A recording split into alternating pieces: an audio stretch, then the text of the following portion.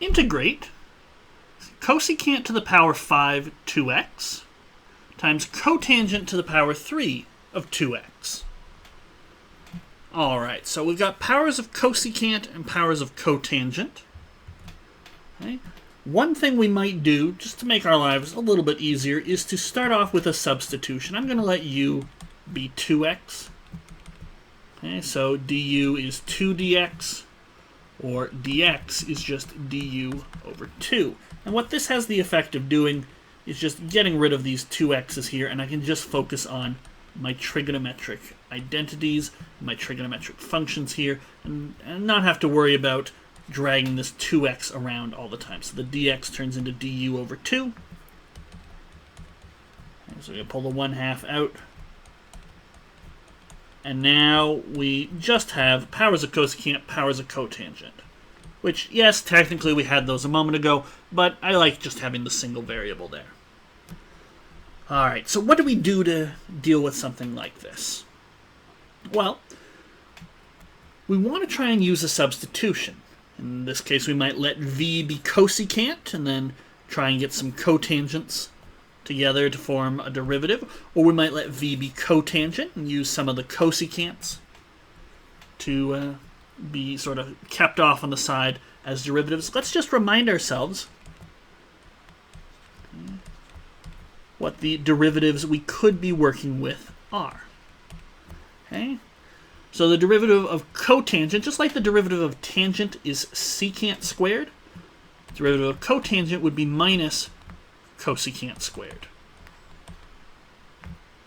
Okay? Now we definitely have a couple cosecants lying around, so we could do this. Derivative of cosecant is minus cotangent cosecant. Well, we've got some cotangents and some cosecants lying around. Right? The problem is, no matter which one we pick, we'll still have some of the other function left over. Okay, so here's where the Pythagorean identity involving cosecant and cotangent can come into play. 1 plus cotangent squared is cosecant squared. So you can trade an even number of cotangents for an even number of cosecants. Okay. Now, if I want to substitute cotangent, I'll take 2 of the cosecants away, and that would leave 3 cosecants. Well, that's an odd number, and I can only trade an even number for an even number of cotangents. Okay. Suppose we were to substitute v's cosecant u. You'll need 1 of the cotangents and 1 of the cosecants to form the derivative. That will leave us with an even number of cotangents, which can turn into cosecants, and we'll get rid of all our cotangents that way. So by looking at the derivatives and their Pythagorean identity, we now have a plan of attack. Okay, so we'll do 1/2.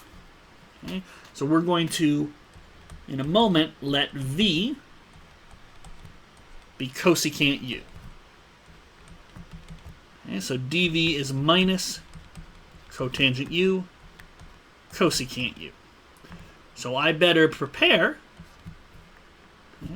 du. I better prepare by having those off on the side, separate and alone. Okay.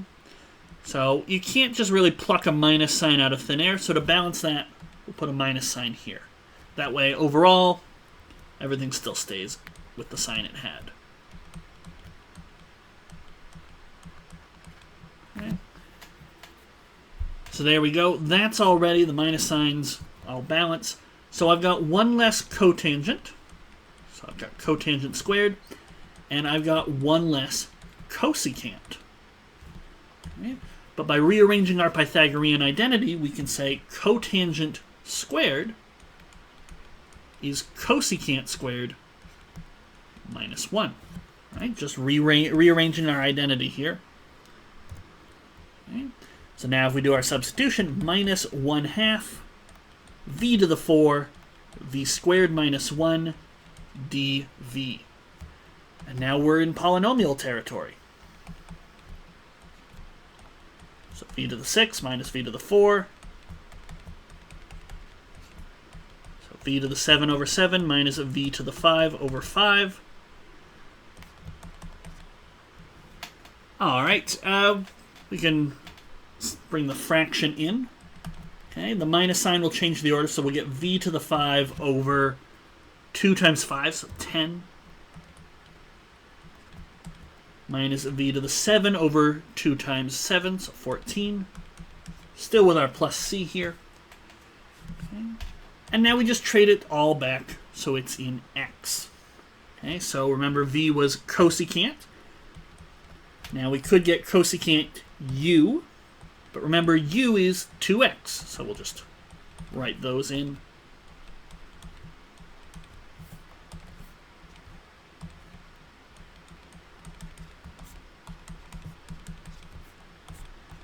And there, we're all done. Okay? We just wanted the indefinite integral with our plus c's. No definite integrals required. And we have integrated